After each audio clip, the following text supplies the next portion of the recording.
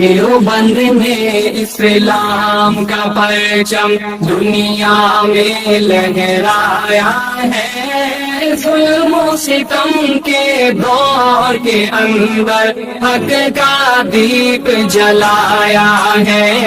बिस्मिल्लाहिर्रहमानिर्रहीम नहमदु व नसल्ली अला रसूलिहिल करीम अम्मा बाद। ज़कात की तारीफ़ बयान की जा रही थी। ज़कात किसको कहते हैं? तो बताया था तमलीगु जुज़ मालिन अय्यनहु शारे मिन मुस्लिमिन फ़कीर गैर हाशमीन वला मौलाहु मा क़त्इल मनफ़अति अनिल मिल्क मिन कुल्ली वजहिन लिल्लाहि तबारक व तआला के माल के एक जुज़ और एक हिस्से का मालिक बनाना। ज़कात में मालिक बनाना ज़रूरी है, कल बात आ गई तफसील से। फिर आगे कहते हैं कि एक माल के एक जुज़ का एक हिस्से का मालिक बनाना। तो अब वो जुज़ कितना है? तो कहा कि वो 40वां हिस्सा है। रुबु उश्र अरबी में कहते हैं 10वें हिस्से का चौथाई।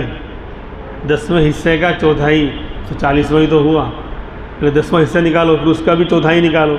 100 का 10वां निकालेंगे 10 रुपया, 10 का चौथाई निकालो 2.5, तो 2.5 जो है वो 100 का 40वां हिस्सा है। तो बहरहाल मालिक तो बनाना है माल का, लेकिन पूरे माल का नहीं, आधे माल का नहीं, या 1/3 माल का नहीं, बल्कि माल के 40वें हिस्से का। और फिर माल भी हर माल नहीं, बल्कि अय्यनहु शारे शारे अलैहिस्सलाम ने और अल्लाह तबारक व तआला ने जो मुतअय्यन किया है उस माल में से, तो 4 तरह के माल बताए थे, उसके अंदर से 40वां हिस्सा निकालना है साल के गुज़रने पर। बहरहाल लिहाजा माल का 40वां हिस्सा निकालना है। लिहाजा अगर माल का हिस्सा नहीं निकाला, माल का मालिक फ़कीर को नहीं बनाया, तो ज़कात अदा नहीं होगी। मिसाल के तौर पर एक आदमी जो है उसने अपना मकान फ़कीर को रहने के लिए दे दिया, 1 महीना 2 महीना 6 महीना साल कि तू रह फ्री में, जो किराया है वो ज़कात में समझ लेंगे, यानी तू नफ़ा उठा। तो उसने उसको माल का मालिक बनाया, पैसे देकर, कोई माल या सोना या चांदी या रुपया पैसे देकर उसको मालिक बनाया, ज़कात अदा नहीं होगी। बोले किराए को मैं ज़कात में से समझता रहूँगा, तू समझे कुछ भी, लेकिन तूने माल का मालिक नहीं बनाया तो ज़कात अदा नहीं होगी। चाहे फ़कीर तेरे मकान में 10 साल तक रहे और तू 10 साल के किराए को ज़कात में से शामिल कर रहा है और समझ रहा है, नहीं होगी। इसकी जगह पर फ़कीर कहीं और किराए पर रहता और तू पैसा उसको देता कि वो अपना किराया अदा करे, तो तूने मालिक बना दिया। बात समझ में आ रही है? लिहाजा अपने मकान को फ़कीर को दे दिया रहने के लिए, नफ़ा उठाने के लिए, और कहा कि भाई महीने का किराया 3000 है, तो गोया 3000 की मैंने ज़कात तेरे को दे दी, ज़कात अदा नहीं होगी। माल का मालिक नहीं बनाया गया। इसलिए एक तो मालिक बनाना है और दूसरा माल का मालिक बनाना है। कल का रिपीट नहीं कर रहा हूँ, कल मालिक बनाने पर बात आई थी, आज माल का मालिक बनाना है, माल के एक हिस्से का मालिक बनाना है। यहाँ नफ़े का मालिक बनाया कि तुम मेरे मकान से फ़ायदा उठाओ, या अपनी गाड़ी 4 व्हील दे दी फ़कीर को कि तू चला, और उसको उसका किराया जो है वो ज़कात में से यानी माइनस कर रहा है और ज़कात में शामिल कर रहा नहीं होगा। पैसे या जिस चीज़ को भी माल कहा जाता है, सोना चांदी या पैसा या कपड़ा, जो भी माल बनने की सलाहियत रखता है वो चीज़ देनी पड़ेगी, फ़कीर को मालिक बनाना पड़ेगा। बहरहाल अब यहाँ पर सवालात हैं। एक सवाल तो ज़कात से मुताल्लिक़ है, उसी को लेते हैं। इन्होंने पूछा है कि बैंक में फ़िक्स डिपॉज़िट करा कर रखते हैं, जिसमें 80 हज़ार रुपये जमा किए थे, अब वो 3 लाख हो चुके हैं, तो क्या उस पर ज़कात होगी? फ़िक्स डिपॉज़िट करते हैं, यकीन माल पर लोगों का आ चुका है, अल्लाह पर नहीं है।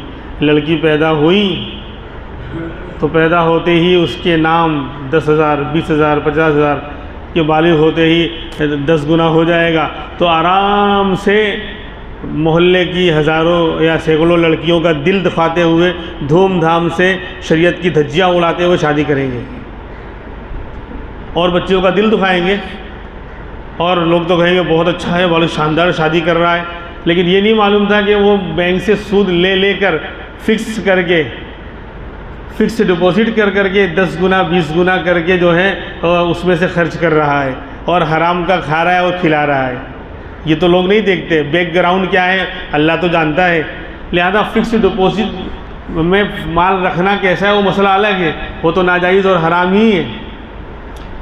यानी लड़की आई तो मैं इसका खुदा हूँ, मैं कैसे इसको खिलाऊँगा और कहाँ से खिलाऊँगा, क्योंकि खुदा तो मेरा है, इस लड़की का तो है ही नहीं, इसका तो मसला हल होगा ही नहीं, ये तो अपनी तकदीर लिखवा कर लाई ही नहीं है।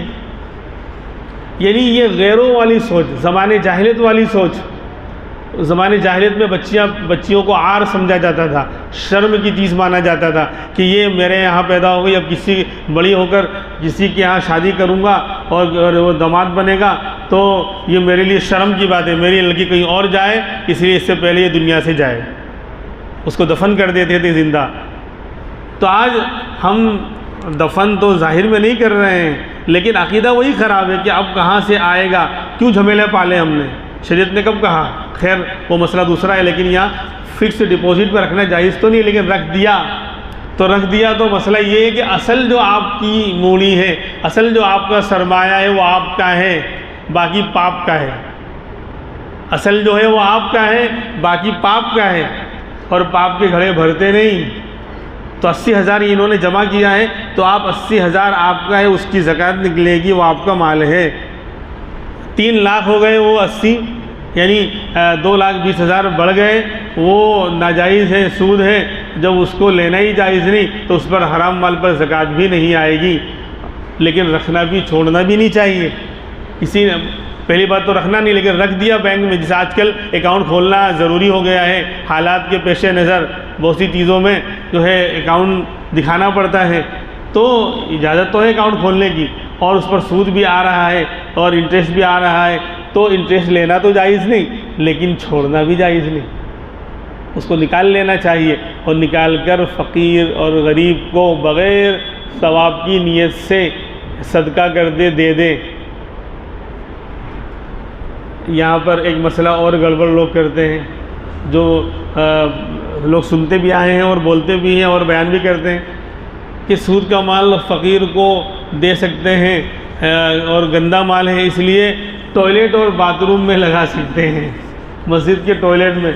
बोले वो भी गंदी चीज़ है, अबे यूज़ कर रहा है कि नहीं कर रहा है, टॉयलेट को खाया थोड़ी जाएगा, वहाँ फारिग होने जाएंगे, तो तूने जैसे खाना खाकर इस्तेमाल करेगा, कपड़े पहनकर इस्तेमाल करेगा, टॉयलेट में फारिग होकर इस्तेमाल करेगा, तो तूने अपने ऊपर इस्तेमाल किया कि नहीं किया।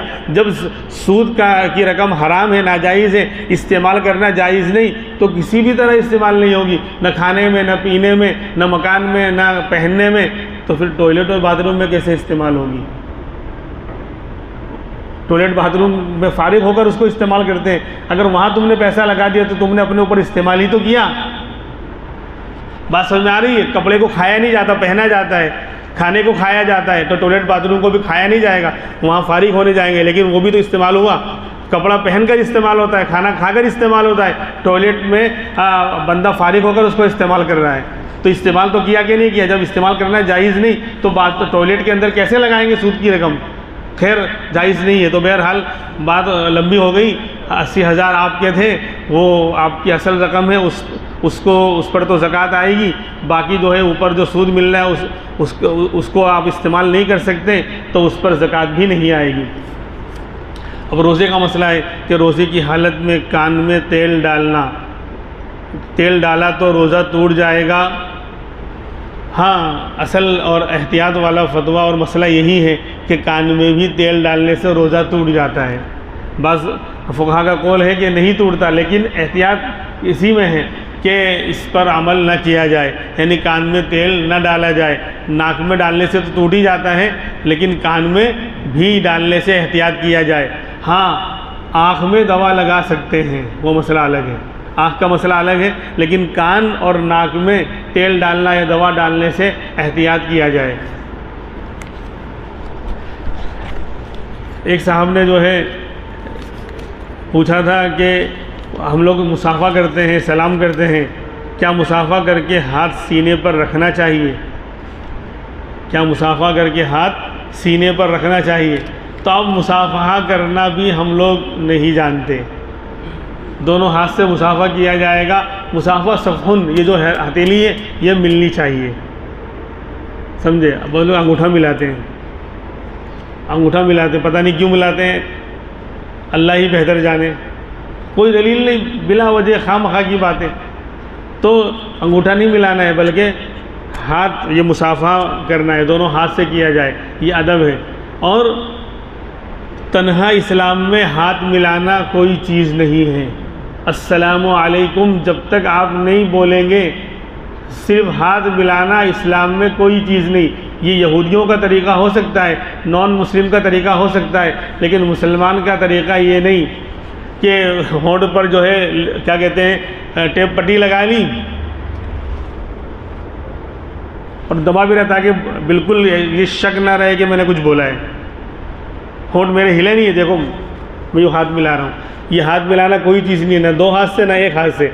मुसाफा तो सलाम को मुकम्मल करने वाला है, मुसाफा जो है वो सलाम को मुकम्मल करने वाला है।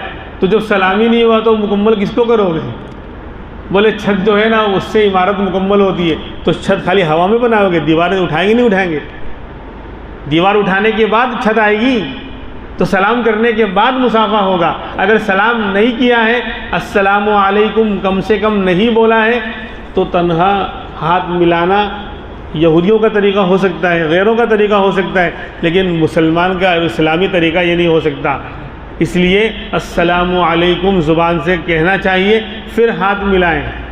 और ये इबादत है, ये दुआ है, ये ज़िक्र है। सलाम इबादत भी है, मुलाकात के वक्त की इबादत है सलाम, और सलाम दुआ भी है कि तुम मुसलमान को सलामती की दुआ दे रहे हो, तुम पर सलामती हो, तुम हर तरह के आफात और मुसीबतों से महफूज रहो।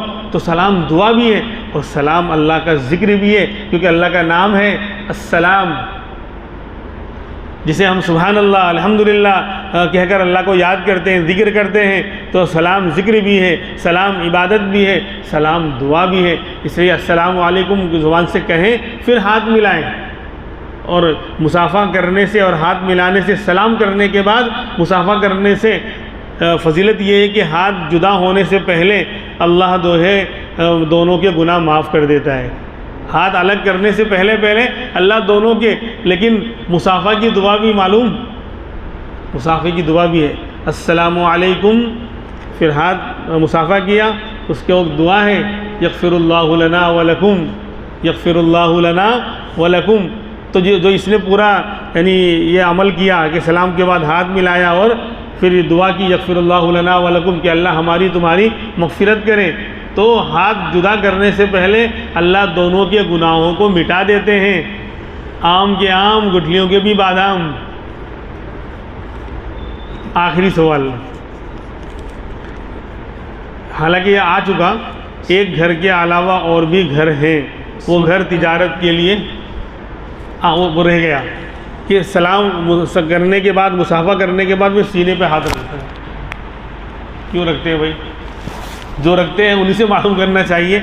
इस्लाम में तो कोई है ही नहीं है, सीने पे हाथ रखना ये कोई चीज़ नहीं है। बात समझ में आ रही है? बस मुसाफा कर लिया, हो गया। अब सीने पे हाथ रखना कोई चीज़ नहीं है, इस्लाम के अंदर यानी ना हदीस में है ना कुरान से साबित है। अब जो लोग करते हैं उन्हीं से पूछना चाहिए, और उनके पास इंशाअल्लाह कोई जवाब नहीं होगा इधर उधर की बातों के। खैर, अब है एक घर के अलावा और भी घर हैं, और वो घर तिजारत के लिए नहीं है, बल्कि उसे किराए पर दिया हुआ है, तो क्या उस घर की ज़कात होगी? ज़ाहिर सी बात है, अब जवाब यानी मसला आ चुका है, होगी या नहीं होगी? नहीं होगी। माशाअल्लाह ध्यान से जो लोग सुनते हैं वो समझ रहे हैं। 10 मकान क्यों नहीं है? बंदा एक मकान में रहता है, उसके अलावा 9 मकान उसने ख़रीद रखे हैं, ज़मीन ख़रीद रखी है, लेकिन ख़रीदते वक्त नियत बेचने की और तिजारत की नहीं थी। ख़रीदते वक्त बिजनेस की और तिजारत की नियत नहीं थी, या थी लेकिन अब नहीं रही। ये बात मैंने उस दिन भी रिपीट की थी। या नियत थी ख़रीदते वक्त कि इसको बेच दूंगा, लेकिन बाद में नियत ख़त्म हो गई। क्या कहा था ना कि अचानक 2 बच्चे पैदा हो गए, ये कहा था मैंने, तो बोले उनके लिए मकान बनाना नहीं बेचूँगा। पहले बेचने का था कि कारोबार करूँगा, कुछ कमा लूँगा नफ़ा ज़मीन और मकान की ले बेच में, तो ख़रीदते वक्त नियत की थी कि बेच दूँगा, लेकिन बाद में सूरत हाल बदल गई, इरादा बदल गया कि अब नहीं निकालना है, नहीं बेचना है, तो ये बिजनेस का माल नहीं रहा। 10 मकान क्यों ना हो, एक के ऊपर भी ज़कात यानी उसकी मिल्कियत पर, मकान की मिल्कियत पर ज़कात नहीं आएगी। हाँ, अगर उसको किराए पर चलाया है, किराए पर दे रखा है ज़मीन को, मकान को, उसका किराया आ रहा है, वो तो रुपया पैसा है, और रुपया पैसा बताया था सोना चांदी के बाद नंबर 3 पर रुपया पैसा, उसमें ज़कात आती है। लिहाजा अगर पैसा कैश की शक्ल में आ रहा है किराए पर देने के बाद, तो किराए पर ज़कात होगी, लेकिन मकान की मिल्कियत पर ज़कात नहीं होगी।